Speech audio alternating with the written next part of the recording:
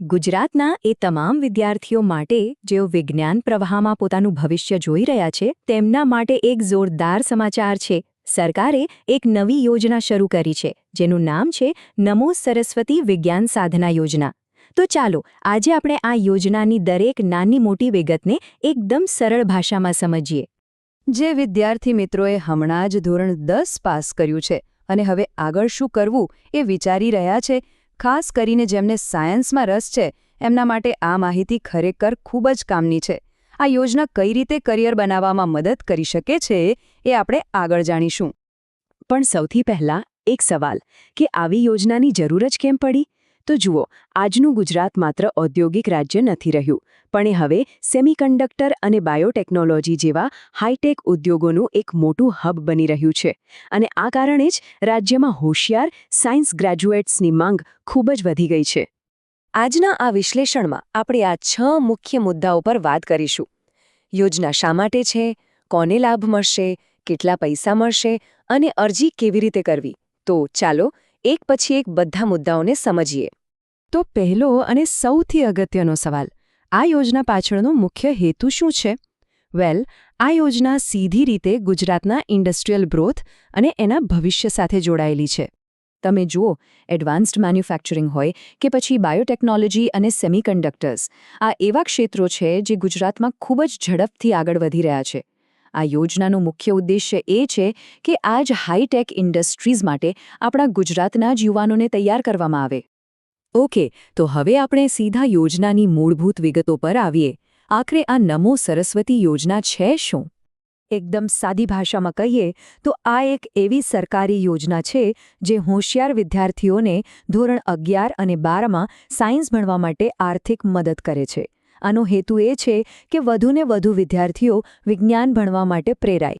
હવે આવે છે સૌથી મહત્વનો વિભાગ. ચાલો હવે એ જોઈએ કે આ યોજનાનો લાભ કોને મળી શકે છે. એના માટેના પાત્રતાના માપદંડો શું છે? તો જુઓ, મુખ્યત્વે 3 શરતો છે. પહેલી, ધોરણ 10માં ઓછામાં ઓછા 50% માર્ક્સ હોવા જોઈએ. બીજી, ધોરણ 11 સાયન્સમાં એડમિશન લીધેલું હોવું જોઈએ. અને ત્રીજી શરત, જે શાળામાં એડમિશન લીધું હોય એ ગુજરાતની કોઈ માન્ય શાળા હોવી જોઈએ. આ એકદમ બેઝિક જરૂરિયાતો છે. હવે અહીં એક બહુ જ રસપ્રદ વાત છે. પાત્રતા માટે 2 અલગ અલગ કેટેગરી છે. જો કોઈ વિદ્યાર્થી સરકારી કે ગ્રાન્ટેડ સ્કૂલમાંથી ધોરણ 10 પાસ કરે છે તો એને માટે કોઈ આવક મર્યાદા નથી. પણ જો કોઈ વિદ્યાર્થી પ્રાઇવેટ સ્કૂલમાંથી આવે છે તો એમના પરિવારની વાર્ષિક આવક 6 લાખ રૂપિયા કરતાં ઓછી હોવી ફરજિયાત છે. ચાલો હવે એ વાત કરીએ જેની કદાચ બધા રાહ જોઈ રહ્યા છે કે આ યોજનામાં આર્થિક મદદ મળશે કેટલી. તો આ યોજના હેઠળ વિદ્યાર્થીઓને 2 વર્ષ દરમિયાન ટોટલ 25,000 રૂપિયાની આર્થિક સહાય મળશે. આ રકમ અભ્યાસના ખર્ચમાં ઘણી મોટી મદદ કરી શકે છે. આ 25,000 રૂપિયાનું વિતરણ પણ સમજી લઈએ. ધોરણ 11માં 10,000 રૂપિયા અને ધોરણ 12માં 15,000 રૂપિયા મળશે. આમ 2 વર્ષમાં કુલ 25,000 રૂપિયાની સહાય ખાતામાં જમા થશે. ઓકે, તો પૈસા મળશે એ ખબર પડી ગઈ, પણ આ સહાય વિદ્યાર્થીઓ સુધી પહોંચશે કઈ રીતે? ચાલો એની આખી પ્રોસેસ સ્ટેપ બાય સ્ટેપ સમજીએ. આખી પ્રક્રિયા એકદમ સિસ્ટમેટિક છે.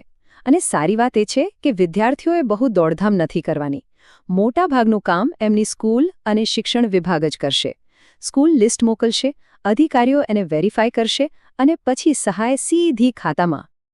અહીંયા એક બહુ જ ખાસ વાત છે જે ધ્યાનમાં રાખવા જેવી છે. આ યોજના હેઠળ જે સહાયની રકમ છે એ સીધી વિદ્યાર્થીની માતાના બેંક એકાઉન્ટમાં જમા થશે. હા, અને જો કોઈ કારણસર માતા હયાત ન હોય, માત્ર એવા કિસ્સામાં જ એ રકમ વિદ્યાર્થીના ખાતામાં જમા કરવામાં આવશે.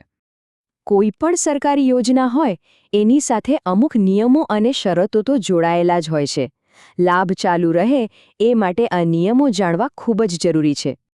આ નિયમ સૌથી મહત્વનો છે. રેગ્યુલારિટી. જો સ્કૂલમાં સરેરાશ હાજરી 80%થી ઓછી થઈ તો સહાય બંધ થઈ શકે છે. એટલે સ્કૂલમાં નિયમિત રહેવું ખૂબ જ જરૂરી છે. બીજા કેટલાક નિયમો પણ છે, જેમ કે જો કોઈ વચ્ચેથી જ ભણવાનું છોડી દે તો પછી બાકીની સહાય નહીં મળે. જો કોઈ એક જ ધોરણમાં નાપાસ થાય તો એ ધોરણ માટે ફરીથી સહાય નહીં મળે. અને હા, એક સૌથી સારી વાત એ છે કે જો કોઈ બીજી સરકારી સ્કોલરશિપ મળતી હોય તો પણ આ યોજનાનો લાભ લઈ શકાશે. આ એક ખૂબ જ અગત્યની માહિતી છે. આ યોજના શૈક્ષણિક વર્ષ 2024-25થી જ લાગુ થઈ ગઈ છે. મતલબ કે જે વિદ્યાર્થીઓએ આ વર્ષે ધોરણ 11 સાયન્સમાં એડમિશન લીધું છે તેઓ આ યોજના માટે પાત્ર છે. તો આખી વાતનો સાર એ જ છે કે આ માત્ર એક સ્કોલરશિપ નથી. આ ગુજરાતના ટેકનોલોજીકલ ભવિષ્યને મજબૂત કરવા માટે આવનારી પેઢી પર કરવામાં આવેલું એક બહુ મોટું રોકાણ છે. અને અંતે આ સવાલ દરેક એ વિદ્યાર્થી માટે છે જે સાયન્સ સ્ટ્રીમમાં જવાનું વિચારી રહ્યા છે. શું તેઓ ગુજરાતના ટેકનોલોજીકલ ભવિષ્યનો એક ભાગ બનવા તૈયાર છે? આ યોજના એક એવી તક છે જ્યાં એક નાનો શૈક્ષણિક નિર્ણય માત્ર કારકિર્દી જ નહીં પણ આખા રાજ્યનું ભવિષ્ય બદલી શકે છે.